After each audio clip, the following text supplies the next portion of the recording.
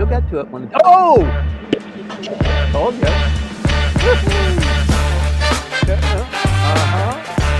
Yeah. Here we go.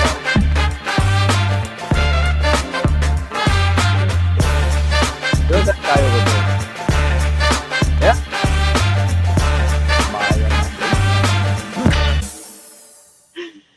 Yes. Good morning. Good morning, Timothy. Good morning, everybody who joined us in the clubhouse just now.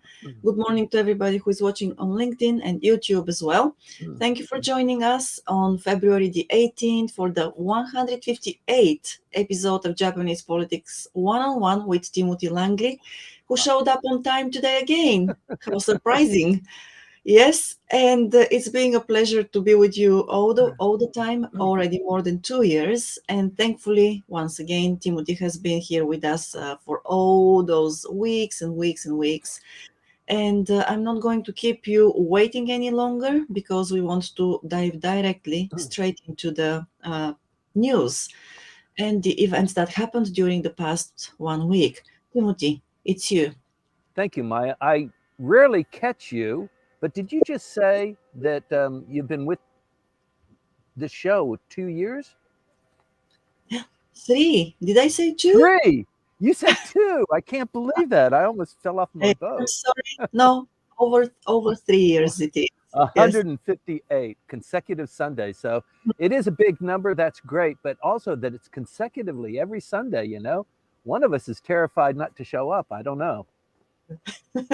Well, it's definitely not me, but I gather that, well, by the volume and the frequency of you saying that, I guess it's you. But still, It's a verbal twitch. I just can't get over it. now I know. So, but thank you for showing up, really. I mean Thank it. you. Good morning, everybody, and welcome to the 158th 3 years plus episode of Japanese Politics One-on-One. You know, we're really sensitive. Maya and I are both very sensitive to the fact that when we talk to you about what's going on in Japanese politics, it actually has to mean something. I mean, in the grand scheme of things, the reason why we're doing this is to keep you up to speed and to allow you to be in a position of anticipation and knowledge about why things are happening and what is potentially going to happen. But if we're not hitting the right spot, if there's something else you want us to talk about, please let Maya know and we'll weave it into the program. But there's a lot going on geopolitically, not just politically internal to the LDP, what's going on there. And we want to talk about those because in the concoction of what Japan means to the world and how they're acting and what they're going to be doing, it involves a lot of moving parts. And I'm really grateful that you are interested enough to wake up with us on Sunday mornings and listen in. This last week was a 4-day work week. Monday was a day off, you might remember. And somebody laughed at me last week because they pointed out on the show, I said, Japanese politics is getting really political. And I don't know if it was a slip of the tongue, but, you know, politics generally is obviously very political. But the stuff that's going on inside the Diet these days is really internal to the LDP. And that's real politics just at the very, it's at a different level. It's not even grassroots. It is really internal.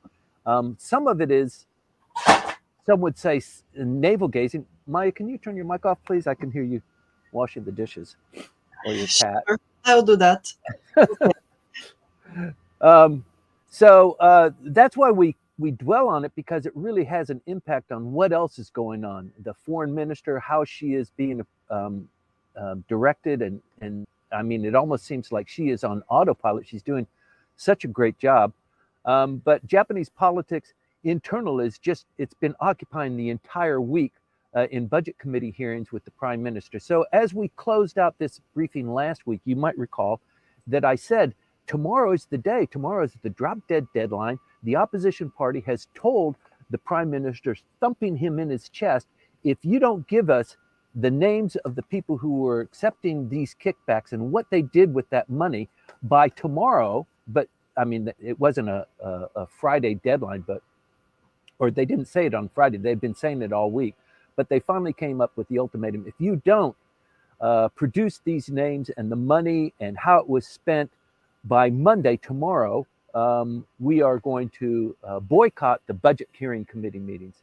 And as you know, the 150 diet session, it's written in the Constitution.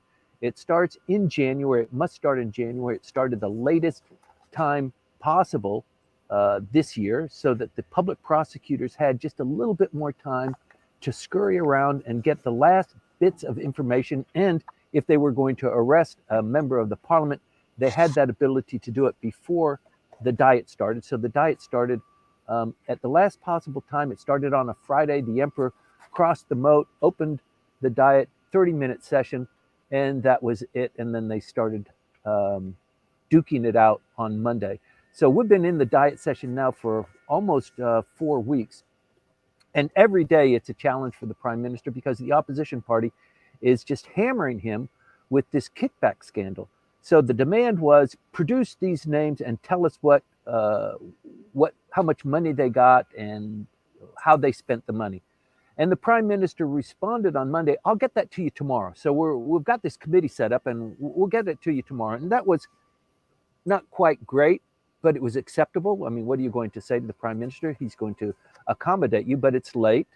And then on Tuesday, there was a list of 80 members from the Nikai faction and from the Abe faction whose names were listed and how much money they received were listed up there in some sort of a hierarchy. It wasn't everybody. It was only Abe and Nikai, and it was only for 2.5 years, from 2018 to 2021.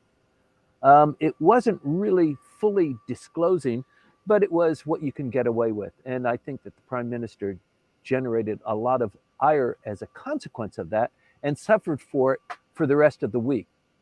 So the week ended on Friday, and there is yet more demands by the opposition party to accommodate them, but they've kind of whittled down their demands.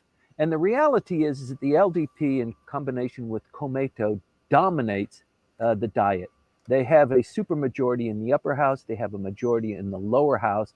So even if the opposition party says, hey, we're not going to play ball with you, the LDP on its own with Komeito can pass the budget.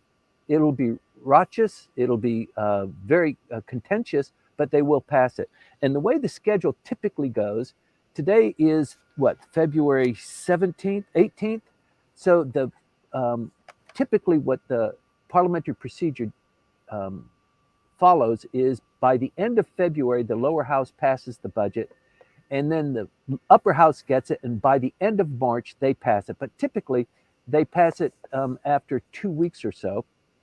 If they don't pass it, it goes back down to the lower house, and the lower house stamps it. So in this regard, the lower house is much stronger than the upper house. So bills that are passed, particularly the budget that is being considered by both houses of parliament, in Japan, if the lower house passes it and the upper house doesn't pass it, the lower house gets another bite at the apple, and if they pass it, which they would, it becomes law.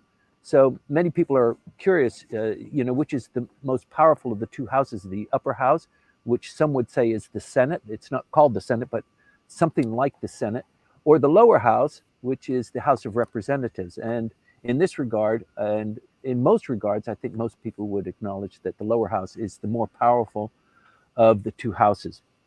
But getting back to the prime minister, he has lost support from the public. And GG Press, whenever these polls come out, and they usually come out once a month, and different news organizations produce them in staggered days. They don't produce them at the same day because they're trying to generate readership. Is that you squeezing your cat, Maya? No, it's Okay. not me. Okay. Please squeeze your cat then. It comes from you, sorry. Oh, okay. Okay. So GG Press is one of the harshest on the prime minister. Whenever you read these news reports, GG Press is always, Mainichi is a little bit softer. Mainichi puts the approval rating of the prime minister at around 21, 22%. The last time it was something like 23%. GG Press reported this week 16.9% approval rating for the prime minister. This is the lowest since the LDP took power once again in 80. This is just an astounding discrepancy in the approval rating of the prime minister. So he's really suffering from that. It's not just, I'm sorry, 2012 was the last time the LDP had numbers this low, and it's not just the approval rating. The approval rating is 16%. That means of the people that were polled, 16% said the prime minister seems to be doing okay. His cabinet seems to be doing a good job. They're suffering from the opposition and from some bad luck, but I'm standing behind them. On the other hand, the disapproval rating, by the way, the disapproval rating, the approval rating of the prime minister and the cabinet fell 1.6% from the last poll. The disapproval rating now is at 60%, and it increased by 6.4%. So although the approval rating is falling very slowly, the disapproval rating is starting to expand considerably. This is a worrying signal for the prime minister. Very few prime ministers have been able to survive when their approval rating falls below 25, 26%, depending on other combinations with the approval rating of the cabinet and the prime minister, other things going on. But this is the seventh straight month that Prime Minister Kishida has suffered a falling approval rating. And the reasons most given are the kickback scandal, as you might obviously guess, unification church handling, and just the indecisiveness of this prime minister. So he hasn't been, I mean, if you're watching this briefing every week, you already know, he hasn't been much of a dynamic and expressive leader. He's more of a pensive, he says things, but he doesn't really follow up with them very, very aggressively. And I think that's made the voting public very disillusioned with him. But the other thing that the population says is about this kickback scandal. The prime minister should have disbanded the LDP faction system. It should be out. 67% disapprove of what he's done so far. Only 14% support that he's told, we're going to disband some of the factions, although Aso's faction and Motegi's faction have not quite formally disbanded. In fact, Mr. Aso has not said anything about disbanding his faction. But the general population says you should have done more. This thing about disbanding the factions, they become policy groups, but they still can gather. They have their lunches. There have been several lunches this last week, but they can't have political fundraising under the umbrella of a faction. And in fact, I go to these political fundraisings multiple times a week, and this last week has been, I've attended 2. So the numbers have really decreased, and the numbers that are going to the ones that are being held are just enormous. The one I attended on Wednesday morning, there were maybe 300 people in the room. So it's pretty big. The other thing that the population is insisting upon is the way the prime minister is dealing with the kickback scandal. It should be more expansive, and there should be more of a watchdog group watching how political funds are collected and spent. And one of the kind of escape holes that politicians have slipped into in this particular scandal is the lack of ability to assign guilt by association. So as you might know, if you've been watching Japanese politics, frequently when the member of the parliament gets into trouble, he says, it's my policy secretary, he did it. Or the money that was collected, that was what happened with Mr. Amari, the money that was in the bag that held the cookies. That's my diet secretary did that, or my accountant. The current flavor of the month is my accountant was not telling me how much money was there and that it was illegal. And so you would think in many instances, you're the boss, the buck stops with you, that's your responsibility for oversight, and you're the boss. But that linkage is not very clear in Japanese law when you're talking about political funds. So the public is also saying this guilt by association, if it's the big guy that's calling the shots, he should be criticized or sanctioned as well. And in fact, when it comes down to why the prime minister is bad, 39% said that there is no expectation that he's going to do anything anyway. 26% said it's because of his bad policies, and 25% said that they just don't trust the prime minister.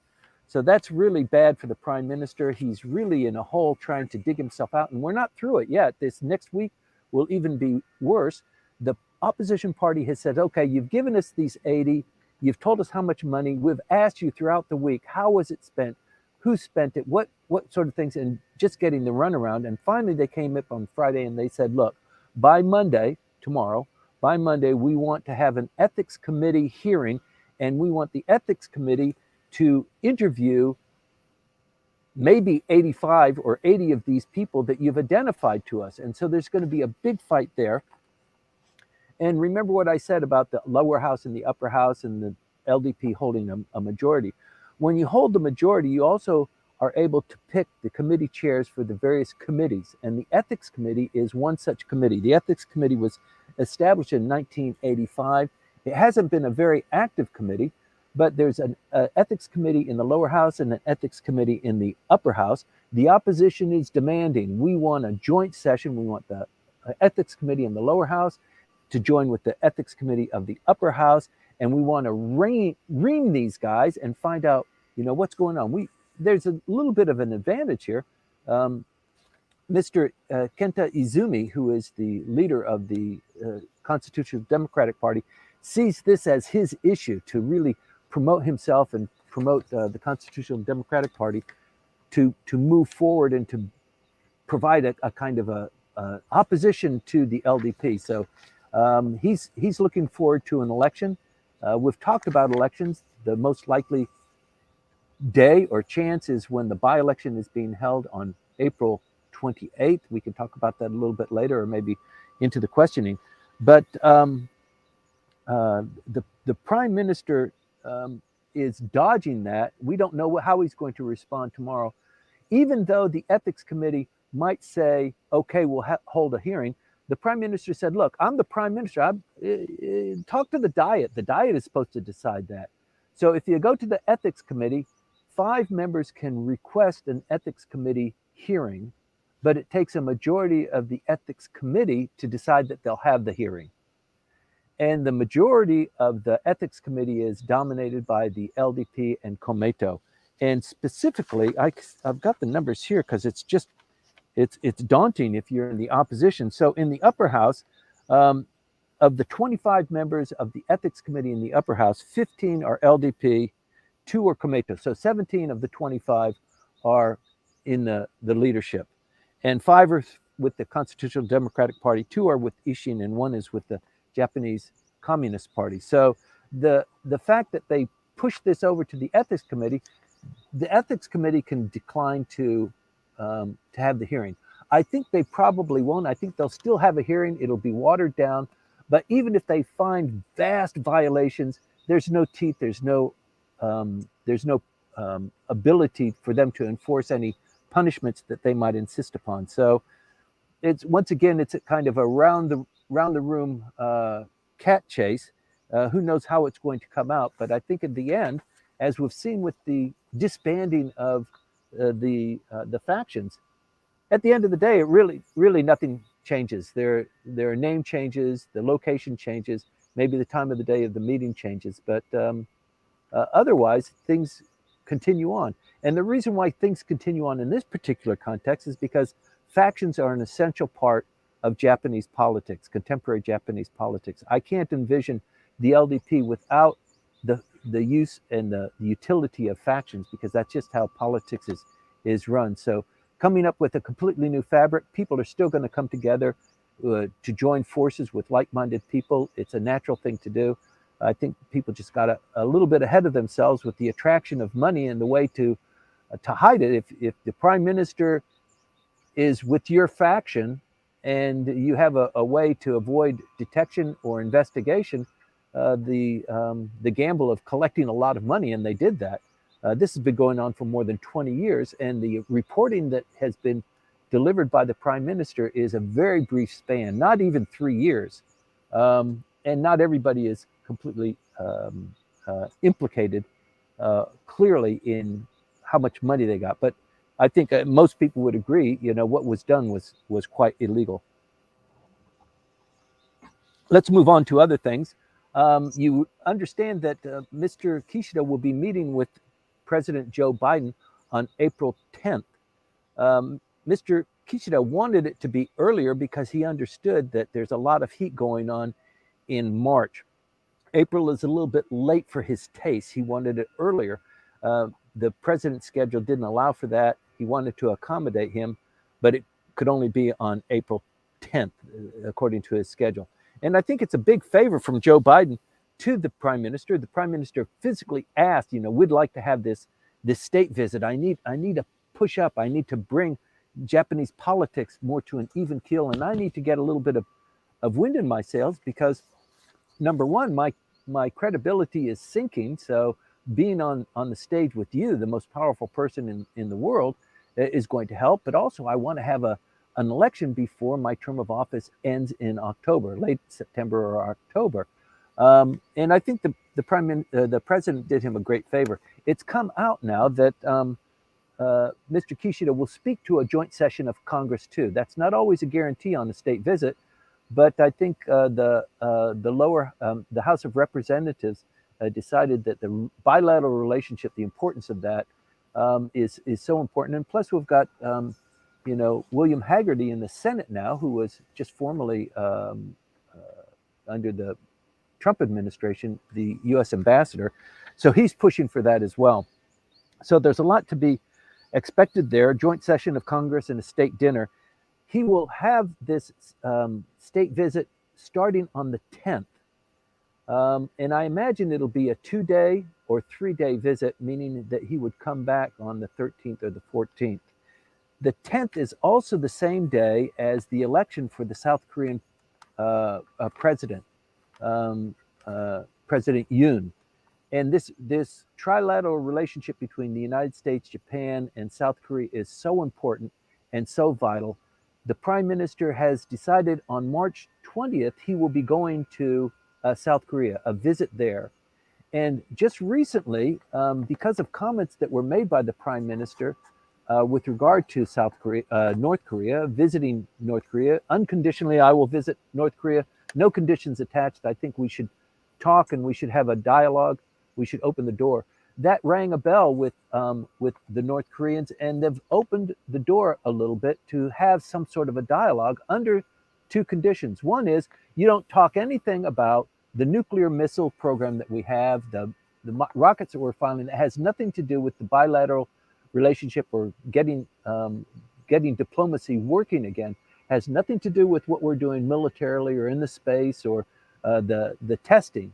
So that's off the table. If you're going to come in and talk, we don't talk about that. And we don't talk about the abductee issues. We solved the abductee issues. That's a dead issue, so let's not talk about it. You might remember that in 2002, Junichi Koizumi traveled to North Korea. He had a great state meeting with Kim Jong-un's father, the father of North Korea, Kim Jong-il, and received on the plane back 5 of the abductees. There are more than 5, but he returned with 5, and I'm sure everybody remembers the fanfare that they received and everybody following them and how they integrated back into Japanese society. It's just a really compelling story. But there are a lot of other Japanese who were conked on the head, stolen off the beaches and thrown into sacks and rowed out to waiting submarines. I mean, the story is just fantastic if you haven't followed it. But there are a lot of abductees in North Korea, and that is supposed to be off the table.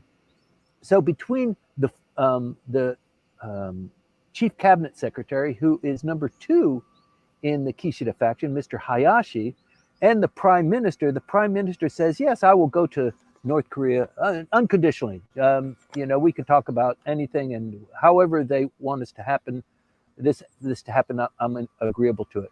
The chief cabinet secretary, on the other hand, said, well, we've got the abductee issue and we're never going to let go of that one. So there's a little bit of not controversy, but some mixed signaling there.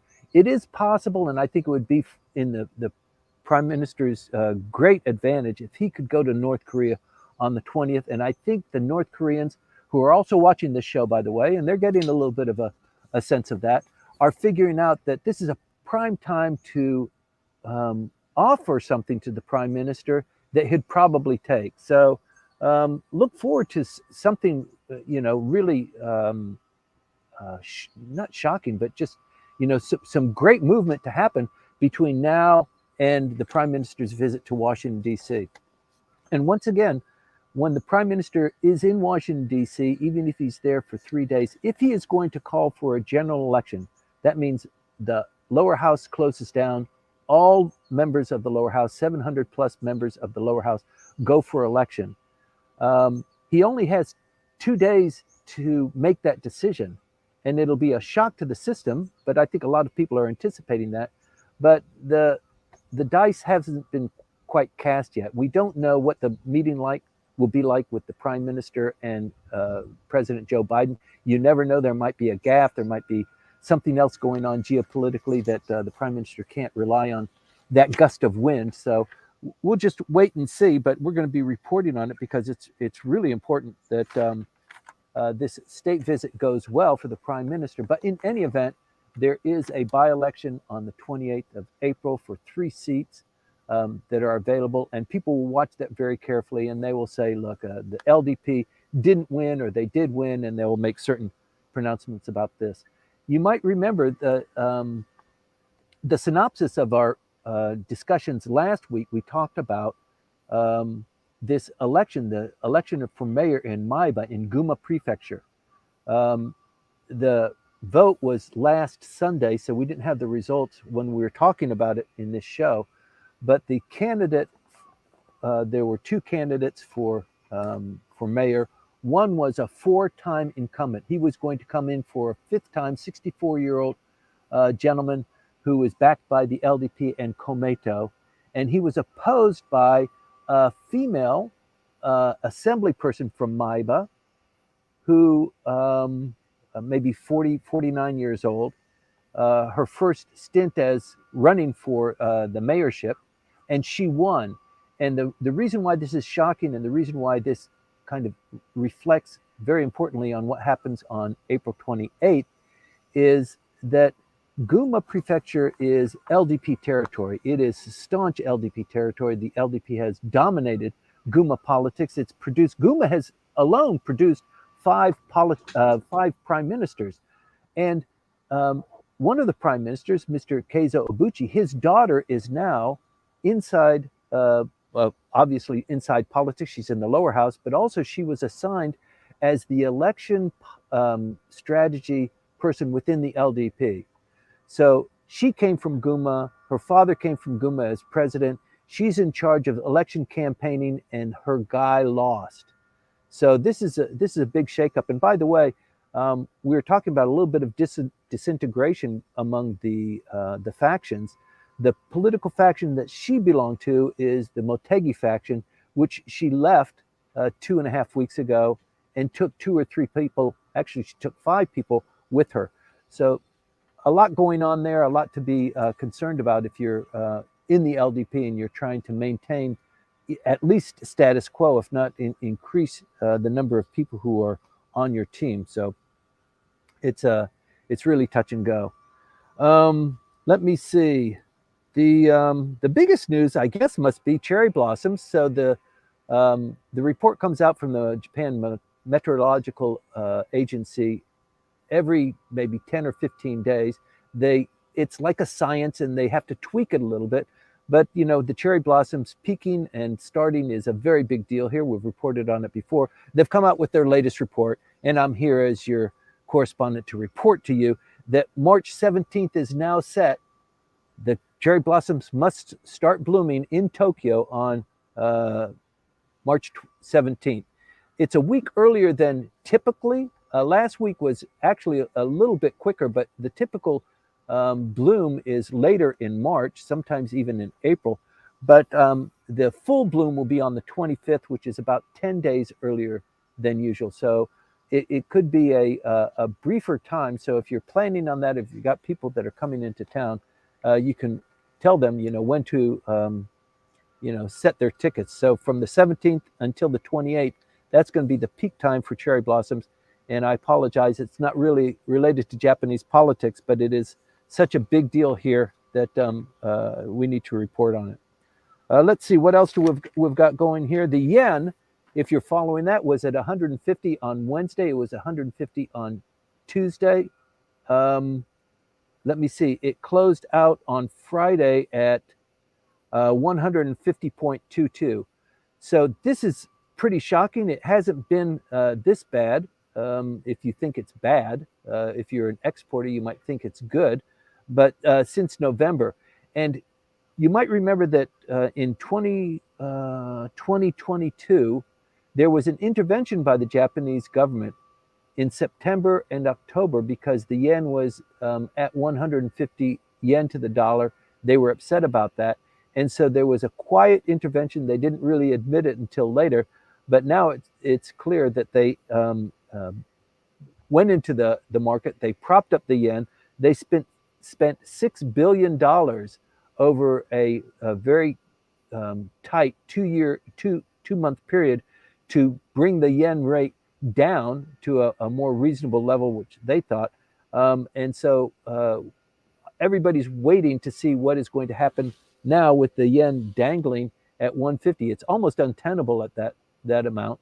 We've got labor offensive coming up for higher wages, and when the price of Japanese goods, the price of Japanese inputs into production are so high, when the yen is at this level, Japanese products sell like hotcakes. And when you're talking about Japanese products, it is almost definitively automobiles, because that's the major export market. But Japan sells lots of other products too. But by and large, it's Japanese automobiles that prop that up. So the Japanese automobile companies are making book on exports because they're cheaper. They're selling more product. They are increasing their the amount of money they have.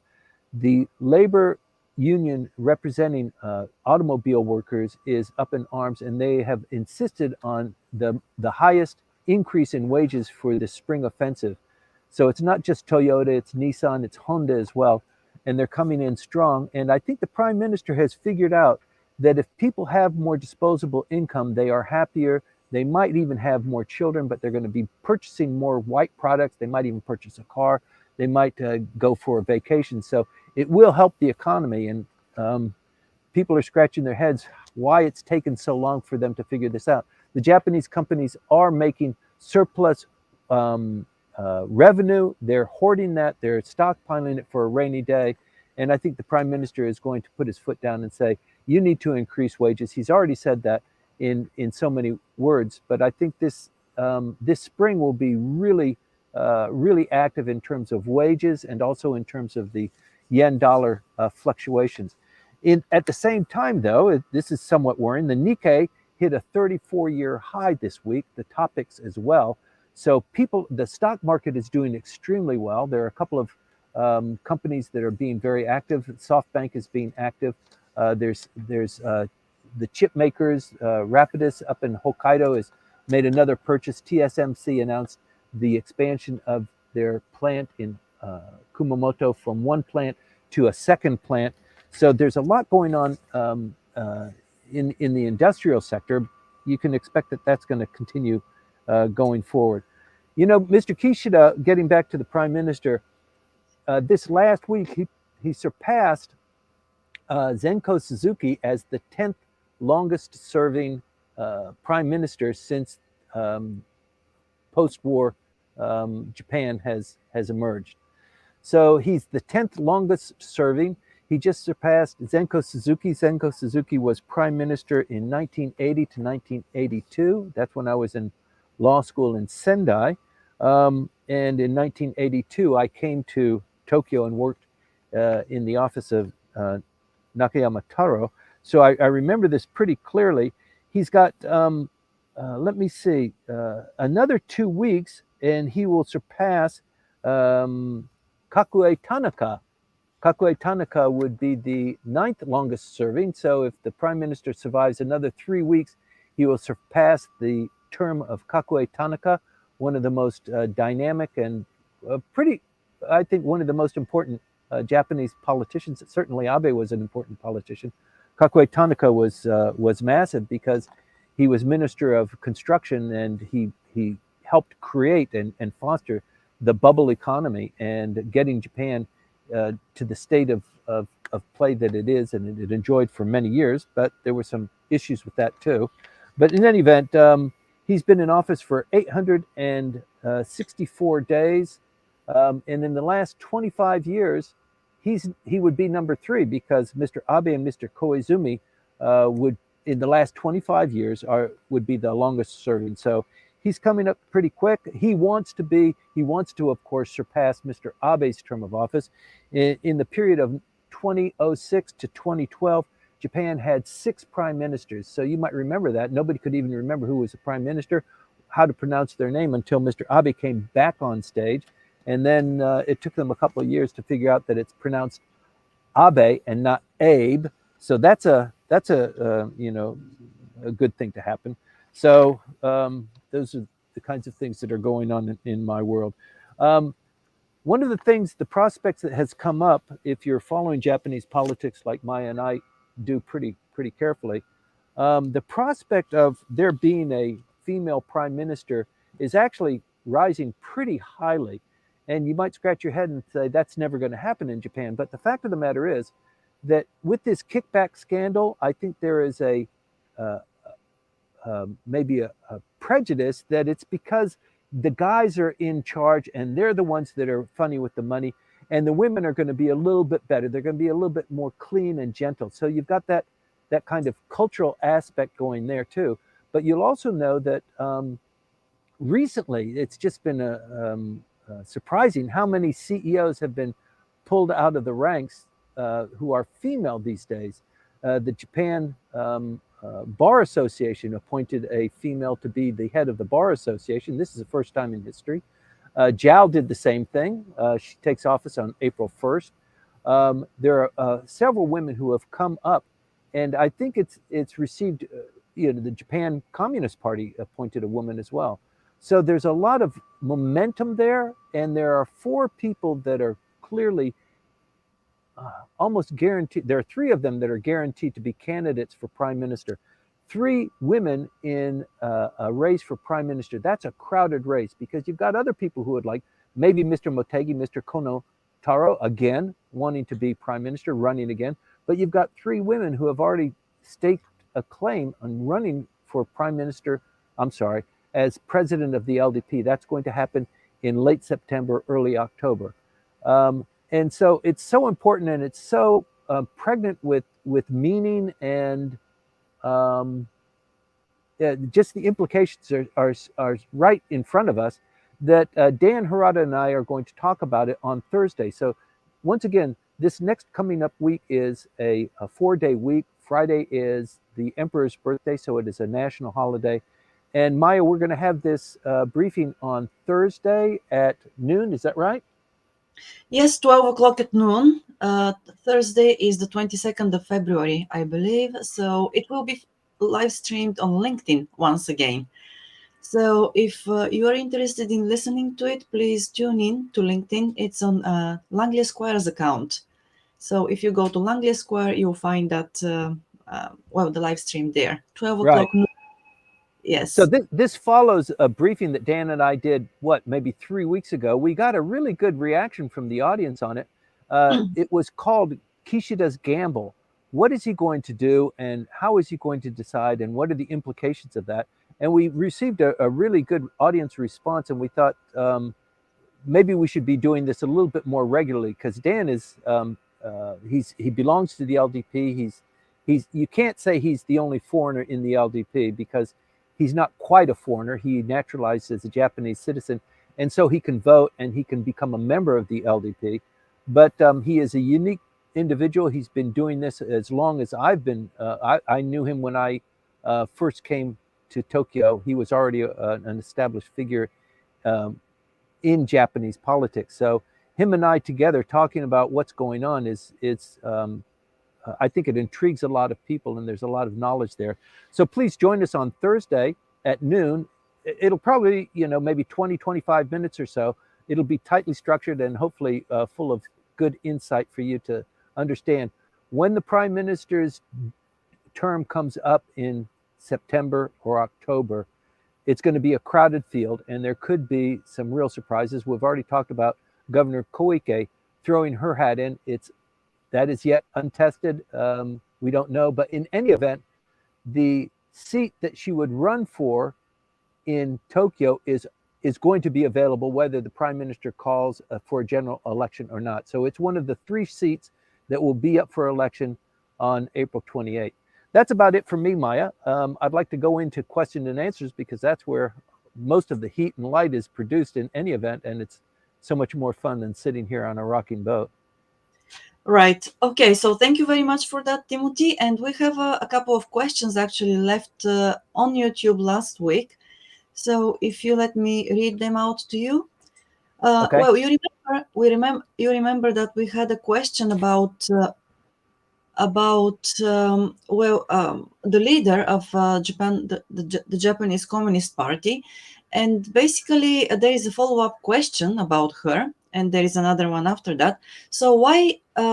Okay, the question is about the political views of Tomoko Tamura. What are her political views? So that's the leader of the political views of the Japan Communist Party. Okay. Who asked the question? That is Nana or Nana. NANA. Okay. Nana, thank you very much for the question. So, since it's the Japanese Communist Party, you can assume that she's towing the line. Otherwise, she's not going to be there. And the fact is, in the Japanese Communist Party, they don't vote for their leader. It's not like a constitutional democracy, it's not like electing the prime minister. They are appointed from the leaders on high. And the Japanese Communist Party is distinctly different from what's going on in China, what's going on in Russia, in any other communist. Japan sits alone. There was an affiliation and a strength of unity previously. That has been broken, and they stand on their own now. I think for her to become the leader of that political party means by definition that she is towing the line, she is reliable, she has red marks, she subscribes to all of the principles of the Japanese Communist Party. And so what her opinions are, I think it's just like in many things in Japan, you join the company, you become a company person. You don't have any other opinions other than what they tell you to have until you have a couple of beers in you, of course. But I think in her particular position, she's a career politician. So, yeah, I don't personally know, and I don't mean to dodge the question, but I can surmise that she is going to be towing the line. And when she was appointed, you'll remember that the person that she has replaced didn't disappear. He didn't go down a rank. He's not serving her since she is his senpai or anything like that. He moved into another position in a higher leadership, and he was sure to point that out.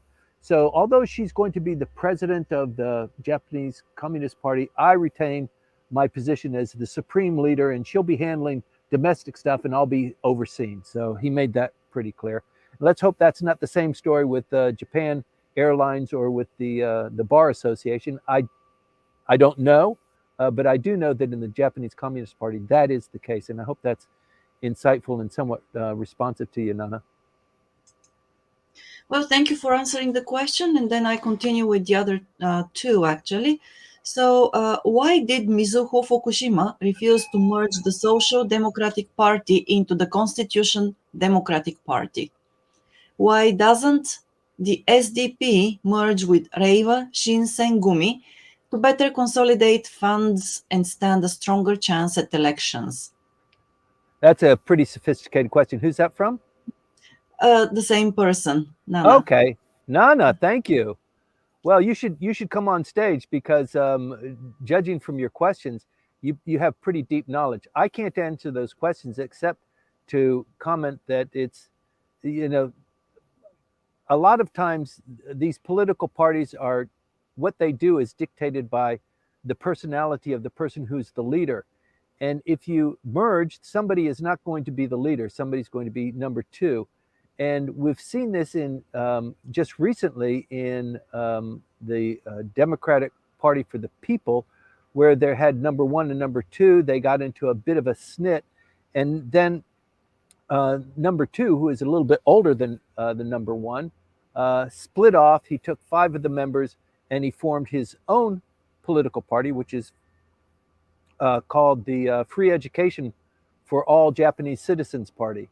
So we'll see how that goes. So rather than amalgamating and coalescing, Japanese politics doesn't do that very well. It's more fractious. In fact, they become they develop more parties. It's really hard to hold something like that together. Ichiro Ozawa has experienced that time and time again. He's in the Constitutional Democratic Party now. He was and is still considered to be a genius in Japanese politics, but given his age and the fact that he's gotten beat up so many times, I mean, he was the star of the LDP. I think his influence has I don't know if it's waned, but you just don't read or see much about him. But yeah, it's why these parties don't come together even now. When they have an issue, they have the kickback scandal, they can beat up the prime minister. They are coming together, but it's a loose friendship, and it's only for this issue. So it's hard to tell. It's something to watch. It would be nice if there was a viable opposition party, and everybody wants to be that. But I don't think anybody wants to surrender anything that they've got, because they would suffer from their members. Komeito did it, right? So Komeito joined the LDP as a coalition partner. They did get something in return, but they had to sacrifice something. They're against the revision of the Constitution. They're against the military moves of the LDP. They want more money spent on the downtrodden, for the single mothers, for education, and that's not altogether matching with the LDP. But they plug their nose and they swallow hard, and they get things done. But being in a coalition with the major political party means something. So I don't know. It would be nice if there was a better coalition structure, but I think Mr. Ozawa would be the one to pull that together. He tried it several times and it never really worked. I know that's a little bit long-winded, but I hope it's satisfying, Nana. Well, I hope so too. And Nana, if you have other questions, please let us know. There are a couple of other, follow-up questions, but once I'm going to actually back to the point of women in politics and business. Yep. So Hiroko wrote to us on LinkedIn. Rengo's chairperson is a woman, Tomoko Yoshino, but in many cases they are used for propaganda for companies and organizations. So yes, thank you for the insight. Yes, and it works. Propaganda and for what do they call it? Show dressing or showcase dressing, window dressing. It does work, and it's not just the Japanese population. I think people in general are susceptible to those kinds of marketing and the mass media and the social media. So it does resonate. And I think there are a lot of people that want Japan. They hate it when Japan is identified as, of the 164 countries, Japan is number 63 when it comes to, women involved in business and in politics. So they're trying to distance themselves from that, but it's hard. It's hard, probably maybe because they don't feel like there are enough candidates, but they're not training the candidates. They're not putting women into senior management roles. They're not training them. They're not bringing them up. It's a big issue. But once again, if there was a Japanese prime minister who is a female, I think that would ignite a lot of different things. Who knows what would happen as a result of that? So it's something that we've been thinking about, and the likelihood is far less than zero. It is actually a topic of conversation that I think is due to being explored a little bit. Yes, it is indeed. And the other day we talked about this, that at the end of the day, Japan needs role models. And though it is difficult to find those women from the very, very small talent pool, there are still some. And once again, putting them up there, even if sometimes they are used, for let's say propaganda and so on, it's still, I think, one of the ways that Japan works, and it actually works in society here because people do need to see that it is possible, and it is possible to get up there actually for women. Yeah, it's getting your head around Japan is, I mean, it does take a long time. I was speaking with a colleague just yesterday who said he's trying to find a superstar for a Japanese an American company coming to Japan, and they're looking for a recruit, and they want this guy to be a superstar. This guy, we're going to hire him. He's going to join our company, and he's a superstar, so we're going to hire him because he's a superstar. And similar to what you were saying about having some kind of a role model, the superstar, I mean, it's not that it doesn't exist, but in this country, in this culture, being a superstar is not necessarily an attribute that you want to aspire to. It generates more aggression and animosity towards you. So people are trained not to be a superstar. Be with everybody else. Be good at what you do. Be ethical. Be friendly. But a superstar, that's in other countries, that's what you want to be. Everybody wants to be Shohei Otani, but it takes a long time and a lot of bruises to get there. So it's just an interesting culture, and figuring this stuff out is, God, it's a lifetime dedication. Yes, a lifetime dedication and a lot of bruises. Thank you for making the point. Yes, okay. And then we have another question on YouTube from Tommy Two Bats.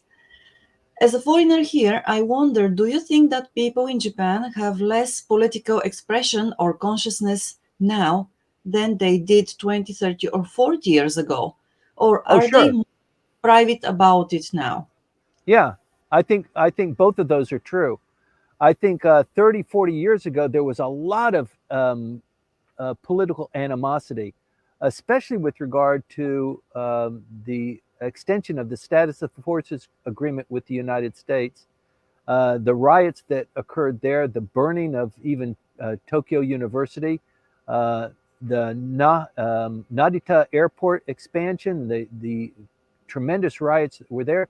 All of those guys who were arrested, who were throwing firebombs, they're now in their 60s and 70s, have already survived through being corporate warriors and working in the government. They might have been students and very radical then.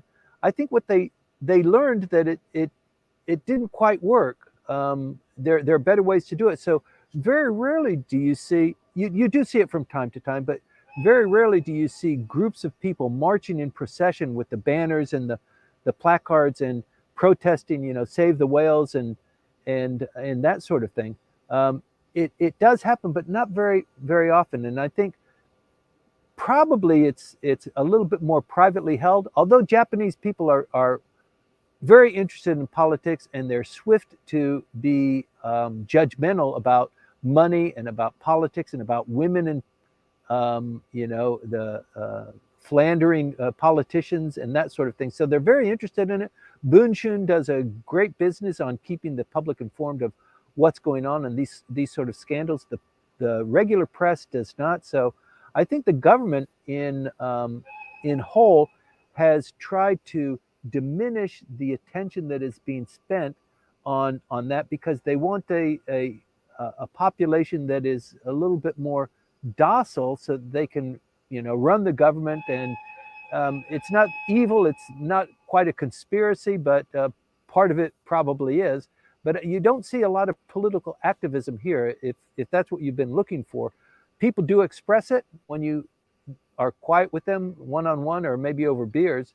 You might be surprised. I frequently am, but yeah, it's a different kind of discussion course here in Japan, over the dinner table or on TV, even in the popular press. It's talked about, but it's not lambasted. You don't have a satire, for example, or television news that make fun of the politicians, or that really hammer them home. It's the opposition party that does that, and they make a big deal out of it in the budget hearings, and they're put on television. So they do get a little bit of a benefit out of it, but it's not like there's a lot to be gained by being against the government here. Hmm. Hmm. Yes, that's interesting. Okay, thank you. Thank you for that, for answering the question. We have quite a few others. Well, I'm going to read them in the order they came. So the next one is from Rumiko on LinkedIn. Well, Shira writes, with regards to military-related international contracts, are Britain, Australia, and possibly the Philippines signed up to station their army forces in Japan? Yes. Yes. Good call, Rumiko. What's the question? The question is, are their forces going to be stationed in Japan? Okay, so just for everybody understands it, the status of forces agreement was executed by the United States and Japan, and it allowed, under Japanese law, for the United States to station military forces in Okinawa. It's been in position for 70 years since the end of the war. In fact, I grew up on Okinawa, and when I was in Okinawa, Okinawa was a protectorate of the United States. So it was separate from Japan. And the Americans dominated there. They occupied it. If you were a Ryukyu citizen, you needed a passport to go from Okinawa to the mainland. The island was returned to Japan in 1972 by Richard Nixon, and so from 1972, they took all the American money out and they put Japanese yen in, because up to that point it was American money that was used. They stopped them driving on the wrong side of the road, and in one day they shifted it over to the other side of the road. So everything changed.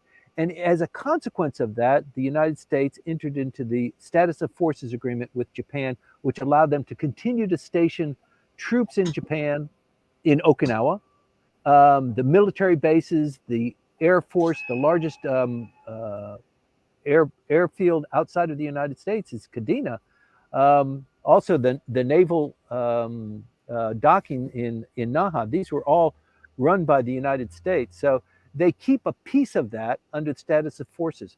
The United States has exclusively had that right up until just recently. And Rumiko is asking the question about these new status of forces agreements that have been signed recently. It's almost shocking when you think about it that Australia, Great Britain, the Philippines, and there's one more that has signed a status of forces agreement, which allows Japanese forces to be stationed in that country, and reciprocally, those foreign troops to be stationed in Japan. That means that their ships can be docked here. They can live here. The soldiers can live here with their families, and they're also doing joint training. And the status of forces agreement allows and is probably pretty much predicated on joint operations and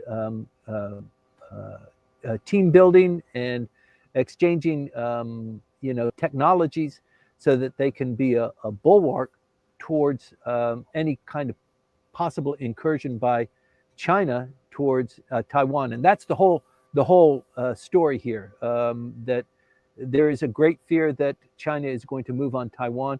And I think, as we all know, if China wants to do that, they can do that. They can successfully take Taiwan. There will be a lot of damage and destruction. China will be lambasted in the international community, and all trade would probably stop. But maybe they can deal with that sort of thing. So there's this delicate balance to kind of prevent them from making that gamble. And that's why, this potential trip of the prime minister to North Korea on March 20th is such a big deal, and why the presidential election in South Korea on the 10th of April is such a big deal. There's a lot going on here, but the status of forces agreement is a very big deal. To have foreign troops stationed in your country for anybody is a pretty big deal, and particularly for Japan, who has a non-competitive, non-aggressive constitution, which forbids it from having an army. This is a pretty big deal. Thanks for pointing that out, Rumiko. Yes, thank you. And I'll continue. So this is about well, the South Korean Prime Minister visiting North Korea to have a conversation there. So you mentioned earlier that they Sorry. Did you say the yes, South Korean president visiting North Korea? I don't think that's on the books. yes, this is what is here. Okay. Okay, maybe we can skip it and then maybe clarify this later. I don't So think that the South Korean president is very staunchly against North Korea. North Korea has changed its constitution. It has destroyed these monuments for unity and brotherhood, and let's unite with our South Korean. They've stopped all of that, and part of that is as a consequence of President Yoon. So it is unlikely, in my view, for President Yoon to be traveling to North Korea. Alternatively, President Vice Prime Minister Kishida traveling to North Korea is a very viable and, yeah, I can't say likely, but I think given the other dynamics, yeah, it would not surprise me for Kishida to, he was a foreign minister. He was the longest serving foreign minister in Japanese history.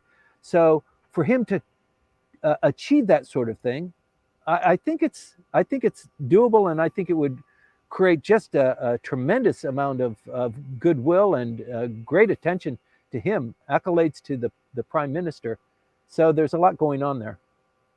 all right, thank you for that, for the clarification. But do you think that if that happens, there will be any talks about the unification church then? Because it originated in South Korea, and what is happening in the LDP at the moment, obviously, is partly a result of LDP's involvement with the church. Yeah, I think that would be a standalone. The Unification Church is a purely Japanese issue. The Unification Church, although it was started in South Korea, 50 years ago, it's been established in Japan and very successfully so over the last 35, 40 years. And they've made great inroads copying what Komeito did to have a religious organization who had a political arm and make inroads into helping Japanese politicians. We reported last time that the prime minister's education minister was caught lying, maybe you could say, caught lying in the budget hearing when the opposition party, once again, Mr. Izumi from the Constitutional Democratic Party, said, "Minister,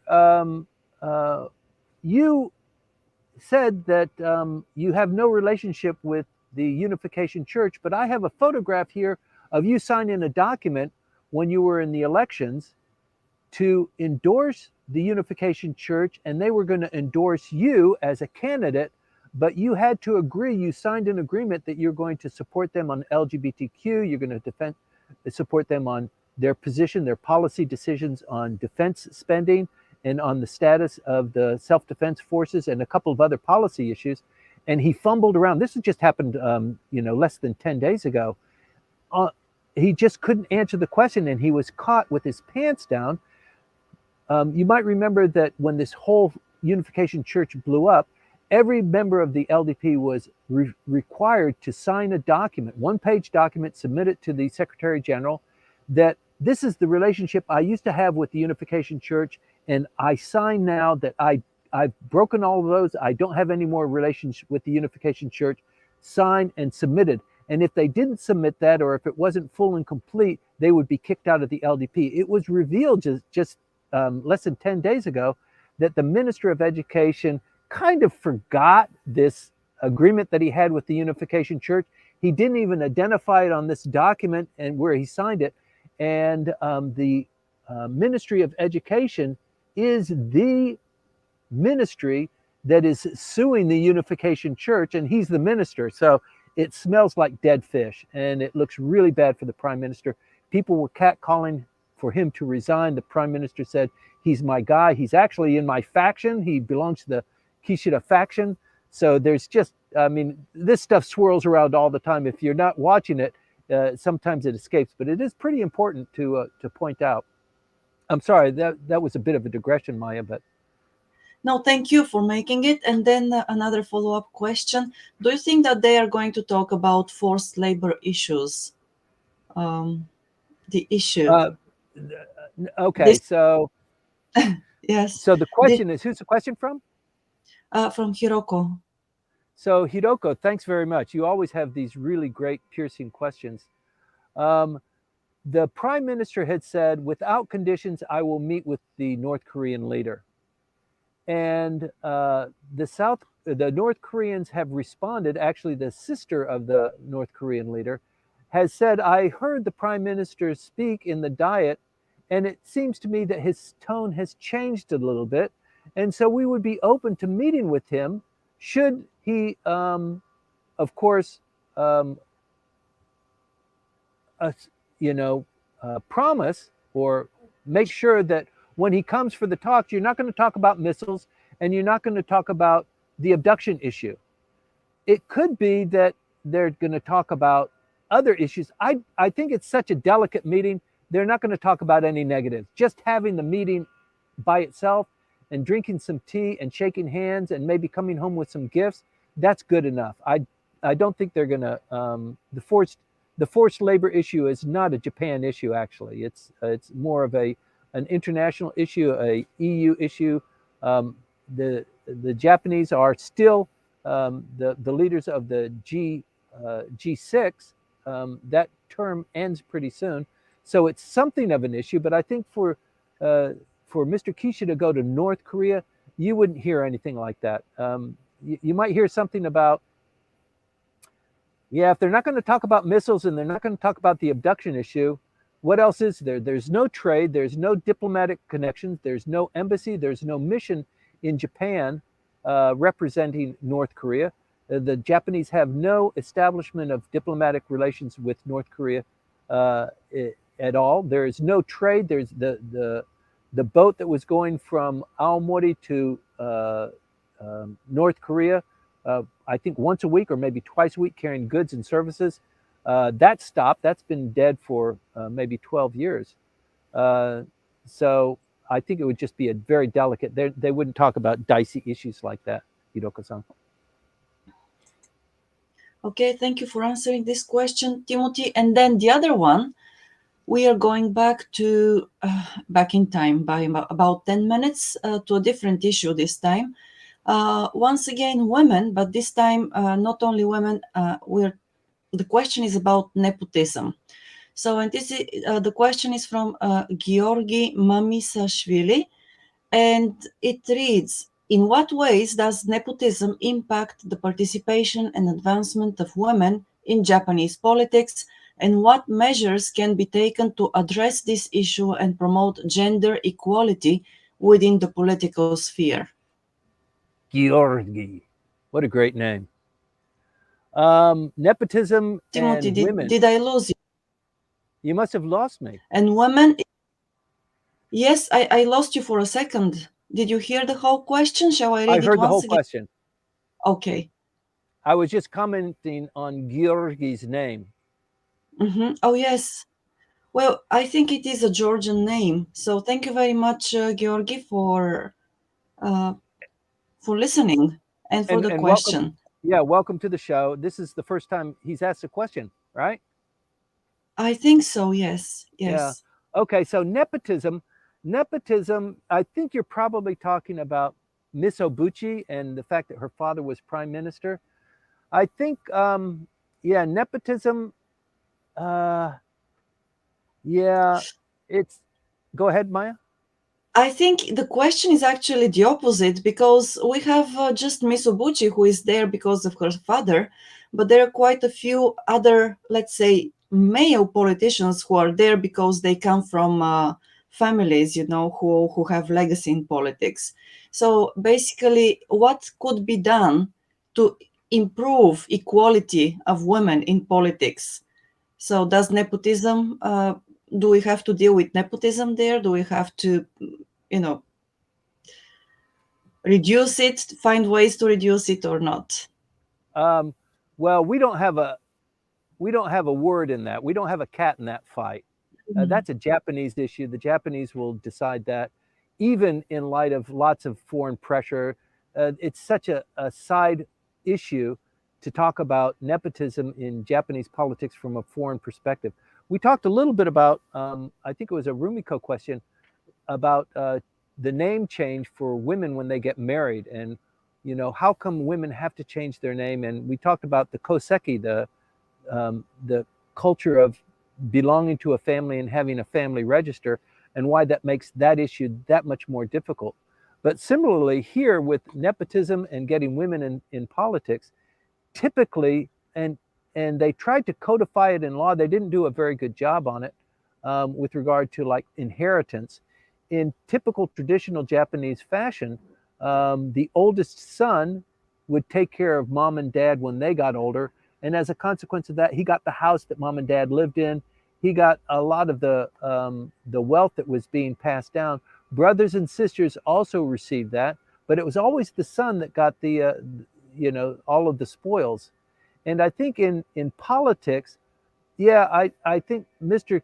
Obuchi, Keizo Obuchi, the prime minister, sure wished his child was a son, because he knew that she would, or he would be doing, he would have much more of an ability to carry on the heritage of his father. And in fact, as we've seen from Miss Obuchi, she's been pilloried. She's suffered a lot. She did have some problems of her own, like destroying evidence when she was found out to be mixing campaign funds. She took a she took a drill to the software storage devices and was caught doing that. So the fact that she has that story to kind of explain means that her ability to become prime minister is very difficult. If she was a guy, and you've seen guys who have done far worse than that, they step out of the limelight for 2 or 3 years and they come back rebaptized. For the women, it seems to be a higher hurdle. So I don't know if nepotism is going to help make the field a little bit lighter, but it is inescapable in this country that the goodwill and the favors that you do for somebody can be passed down generation to generation. It's harder to do to your diet secretary or to your uncle, but to your direct, your son or your daughter or your wife, when you pass on or when you retire, that goodwill in this country, in this culture, it does make that kind of smooth transition. So it helps a lot. And in Japanese politics and in business too, every advantage you have, you need to maximize. So I don't know if nepotism is a way to affect the percentage of women who are in politics. I don't know, but if you have a more insight on this, please come up on stage and voice them.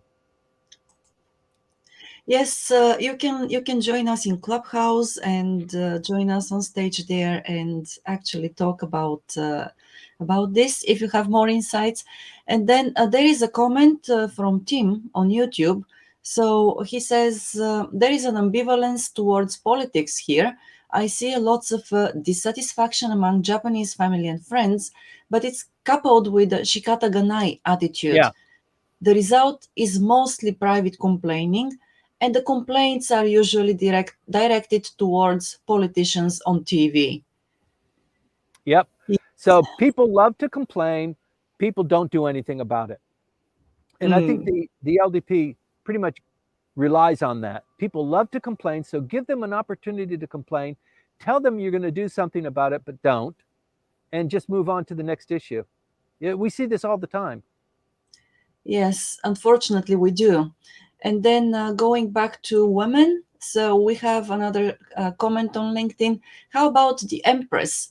We have Naishin no Denka Aiko-sama, and we need the law passed for her. Yes. Great comment. Who is this from? That's Rumiko. Oh, Rumiko.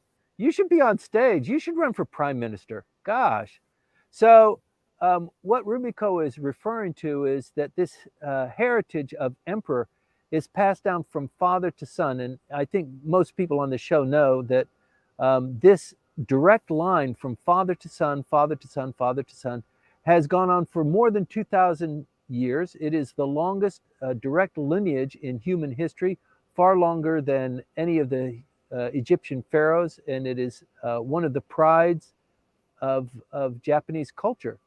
And what Rumiko is getting at is that there aren't many male heirs in the household, and the Japanese law should accommodate having a female emperor. There have been female emperors in the past, but to change the law that would allow for the ascension of a female into the position. So there's a lot of discussion going on there. There is some debate. I don't think the LDP is in favor of that.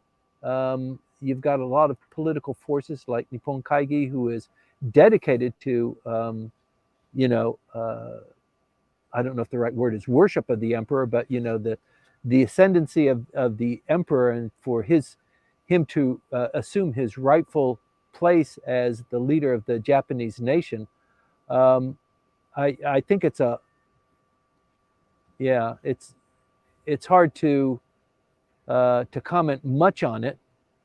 But once again, we're in this very interesting phase of life where women are really beginning to showcase their abilities in executive management, in shareholder boardrooms, in the law firms. So who knows? It's an interesting time.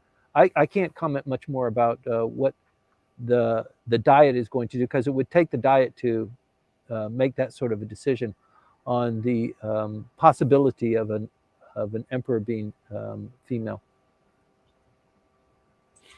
Okay, thanks a lot for that answer, Timothy. And we have a little bit of a long comment and question from Hiroaki on Facebook. So I'm going to read it out to you. God bless you, Maya. Thank you. I appreciate that. Are you ready? Yes, I'm ready. Okay. What will Japan's role in the G7 Italy summit in June be? Because, the G7 summit will be hosting Pope Francis's communion service in the Vatican City, featuring sharing a bread made from Ukrainian wheats for the unity of all religion for peace, specifically among Eastern Orthodox churches from Ukraine and Russia, and sending a message toward the world without nuclear weapons. Okay. Okay. Keep going, Maya. Go. You can do it. No. Okay, thank you for making me laugh. Okay, what are your thoughts on this? Yes, my thoughts on this. So I think this conclave in June is actually the transition from Mr. Kishida as the leader of the G7 to I don't know. Maybe it's the Italian premier as the host of the G7. Sounds like it is, but the term of office for Mr. Kishida would be closing at that time. But it sounds like your typical G7 meeting where they come together and they talk about world issues and what's going on, and Ukraine is going to be one of those issues. And it's a kind of a passing of the baton. So I'm not sure I can add much to that. Hiroaki, I think you're much more attuned to it, and obviously you're following it much more closely. But in the same month, there will be a conclave of the how many island states? Pacific Island states will have a conclave. The foreign minister was just meeting with them in a preparatory meeting this last week to have the annual meeting, or maybe no, it's a 5-year, once every 5 years, the group meeting, and that will be hosted by Japan in June. It might be July, but that's a big deal too, with the island nations kind of coming together and saying we're going to fight against. We're going to be together on this. The Belt and Road Initiative. We're not going to be suckered into that. We're not going to, try and help China take over Taiwan. We're going to be strong in this, and the United States is committed to building this coalition. Japan is leading the charge on that too. So that big meeting will be here in, I believe, end of June, early July. It will be a very active time. A lot of things are building up to that, not just the Biden trip, but also the by-elections in April, May, June. It's just going to be a very active time. But with regard to what's going on in Italy, Hiroaki, I really don't have much more to add than what your question kind of contained. Okay, well, thanks for that. And we have one more question from Hiroaki, and it is about, could Prime Minister Kishida play a role in the Middle East, specifically in improving the relationship with the president of Iran, for instance? Yes, I think he could. Japan has been very active in the past in playing that kind of diplomacy, being kind of a deal maker. Not usually. In the past, they have been criticized for playing checkbook diplomacy, where they bring in a lot of money. Japan is, I believe, an importer of Iranian oil. They'll take oil from wherever they can get it. And I just don't think Japan is a strong player in Iran. I think Saudi Arabia, there are other countries that are much more dynamically involved. Having Japan involved as a kind of a deal maker, I just don't, he was the foreign minister. He's looking for those kinds of wins that are going to get him a little bit more. I don't know if the wins are available in that particular conflict. Maybe he's just avoiding it, or maybe he's having Miss Kamikawa deal with it. I don't sense that Japan would go in as an active participant in trying to solve that problem, but you never know. They're always looking for somebody who has a neutral stance, who can negotiate, effectively between two conflicting parties. I don't see the prime minister doing that. He's got other things going on, and he's got his election as LDP president coming up in less than 6 months. So a lot going on for him. Well, great. Thanks for that. And Yuka is with us in Clubhouse now. Hello to you. Woohoo! Hi. How are you guys? How are you? I got brain fog, but I still can talk. So I think Americans are getting sympathy from the rest of the world that we have to pick either Biden or Trump. But anyway, if Trump is elected, I understand that he's going to insist that everyone is going to have 2% of GDP. I mean, the defense spending is going to be 2% of GDP. Now, so we talked about in this room, how the Japanese government is going to finance that is anybody's question, right? Because, a lot of people said, they need to increase the taxes. It's going to have a negative impact on spending. But I just heard by Bloomberg, you talked about earlier, Timothy, the Nikkei now hitting 34-year high, and that the BOJ's ETF holdings is almost to the amount of tax revenues. Yes.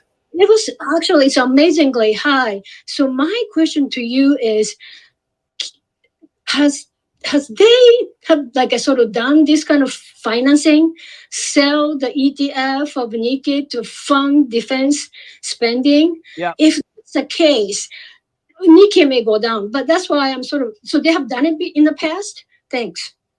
A great question. We've talked about this before, Maya. You remember that? We had that big, thick booklet of all of the properties that are owned by the Japanese government.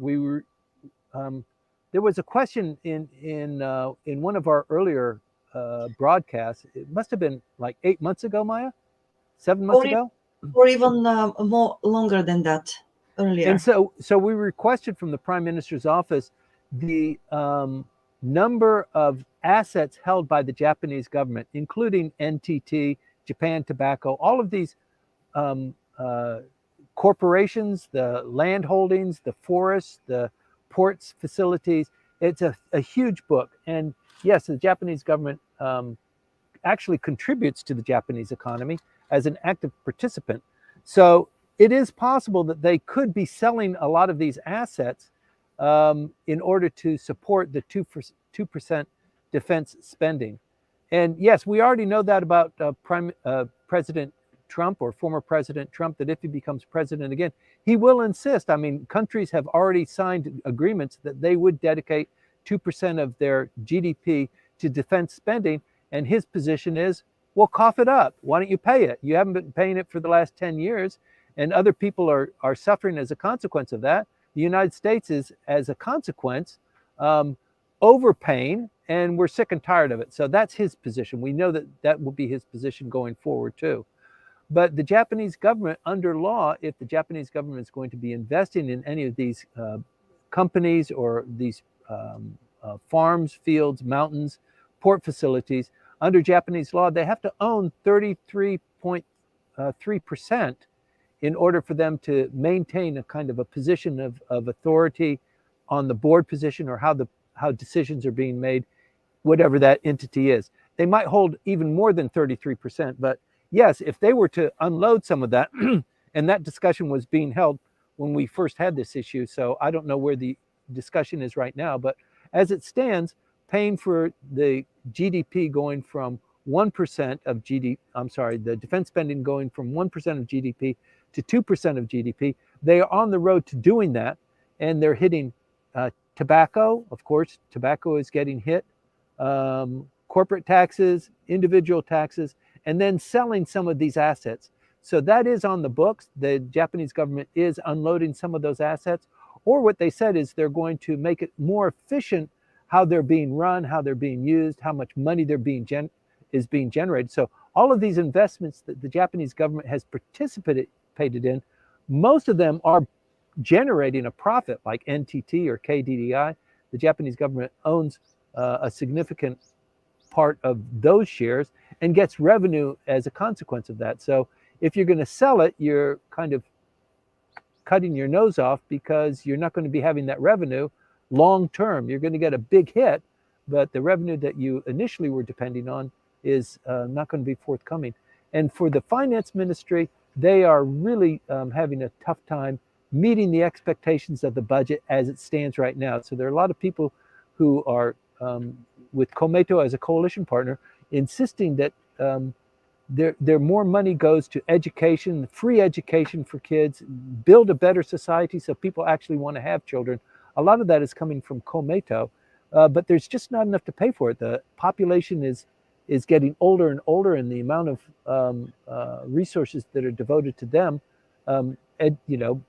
healthcare it's not free in Japan, but it's essentially free. It's largely subsidized by the government. So it's a real shell game for the Ministry of Finance to be able to pay for all of this and to get the defense spending up. So as you might know, and I'm sorry I'm going a little bit long on this, Japan did purchase the 400 Patriot missiles, but they did actually have to backtrack a little bit and say our deadline for meeting the expenditures for 2024, we're going to push to 2025.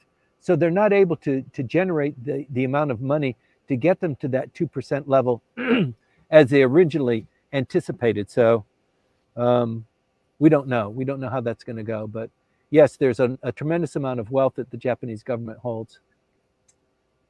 Great, thank you. Just quickly, if you can generalize, I know it's kind of hard to do it, but which one is better president for Japanese economy? The Biden or Trump, if you have to pick one? Yeah, that's hard to say. I think I actually I don't like Biden that much, and I like many of the things that Trump did. So I think what is the most likely scenario for the United States, should Trump become president, is that the United States will become a little bit more insular. It will conserve its strength. It will start building at home. It'll kind of coalesce the forces focus on the United States rather than being, the international savior and the policeman. I think that's a likely scenario. And if that's the case, then yeah, the relationship between Japan and the United States might take a negative hit. But most of the relationship between the United States and Japan is based on trade. So as long as Japan is making product that the United States wants, and Japan is a consumer of U.S. products, then that relationship will remain strong. Plus, you've got the defense component of it. If Japan pays up their 2%, then probably they'll have no problem with President Trump. And I think President Trump had it was a little bit rocky at first, but I think he had a successful relationship with Japan while he was president. Great, thank you. And Maya, sorry, I saw Rumiko-san was raising her hand, so I brought her up to the stage. Yes. Okay, thank you for that. Just I wanted to tell that we need to finish by 10 o'clock. So Oh, sorry. No, that's okay. That's fine.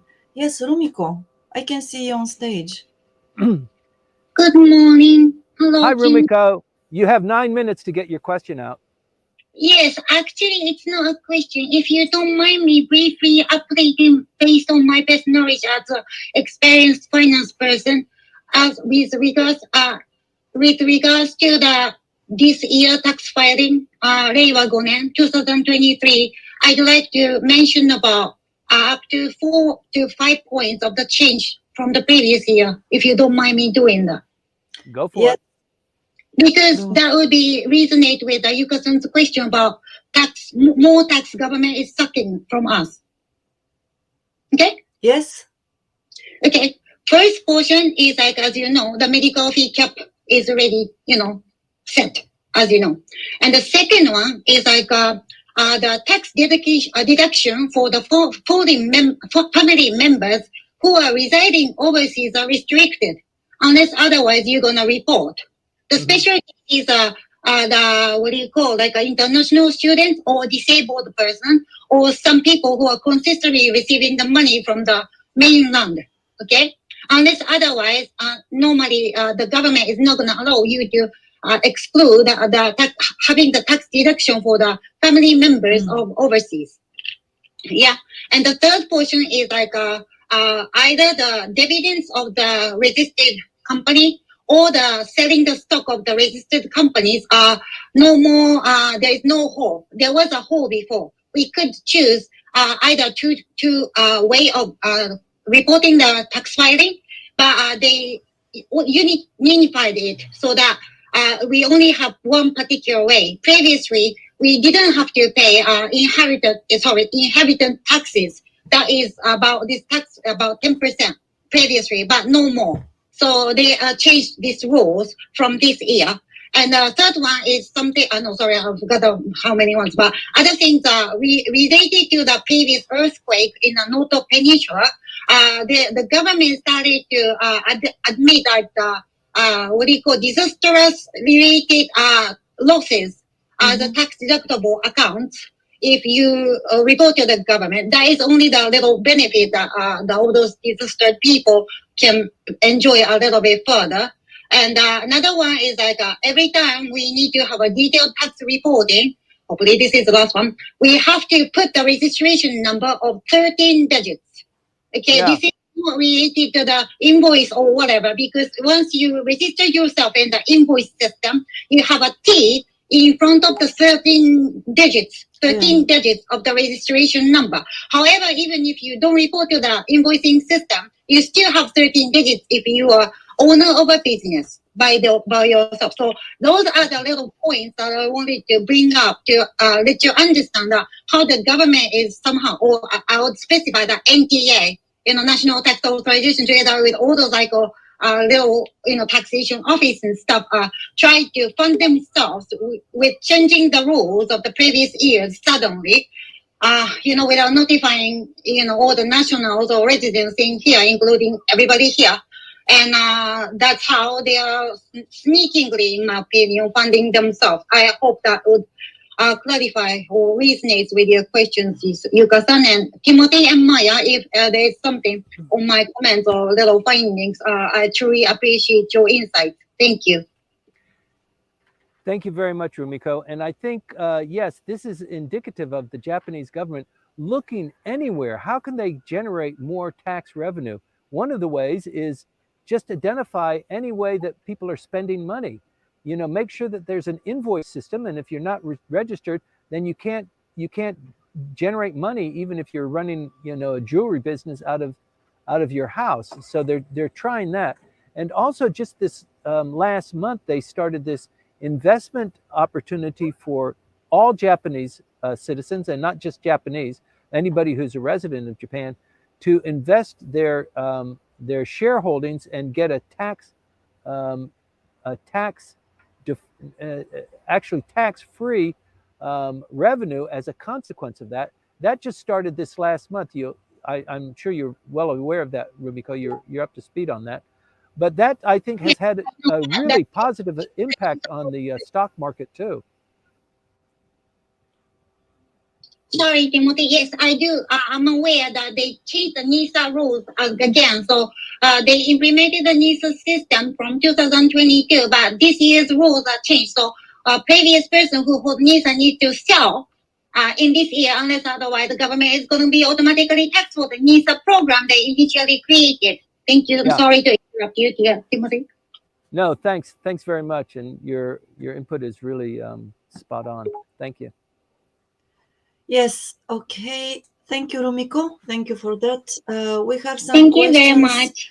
Thank you. We have some questions that are still there, but we do have to finish at 10 o'clock. So we'll keep them for next week, next Sunday. Well, thanks to everybody who stayed with us, YouTube, Facebook, LinkedIn, and Clubhouse. We appreciate you being with us. And then, yes, we'll be here once again at 8 o'clock 8:20 actually, next week, Sunday. And before that, we'll talk about evaluation of a Japanese company here in Japan on Wednesday at 8 o'clock on Clubhouse, and also live stream on LinkedIn. So that's all for today, Timothy. Maya, we've got a briefing on Thursday afternoon. I'd like to invite people, if you're interested in the prospect of Japan electing a female prime minister, tune in Thursday at noon. Dan Harada and Maya will be there too, talking about that prospect. And also the synopsis. I tried to produce a synopsis every week of what the points are that I made, because not everybody is available to watch the beautiful video that we produce. So that synopsis went out, what, this morning or yesterday, Maya? Yesterday, this morning. Yeah, so it went out a little bit late. I apologize about that, but it's when I give the briefing, then I create the synopsis, but it usually takes me, 2 or 3 days to get to that and to finalize it. And then Maya's got to pass the smell test, and she takes all my good jokes out of it, and then she publishes it on LinkedIn and then on my my company webpage. So thanks very much for tuning into that and for the comments that you've shared with us on receiving that. Yes, thank you. We'll see you next time again. Enjoy the weekend. Have a good Sunday, of course, and a successful next week. Thanks, Maya. Thank you, Timothy. 4-day work week. Yes. Woo-hoo!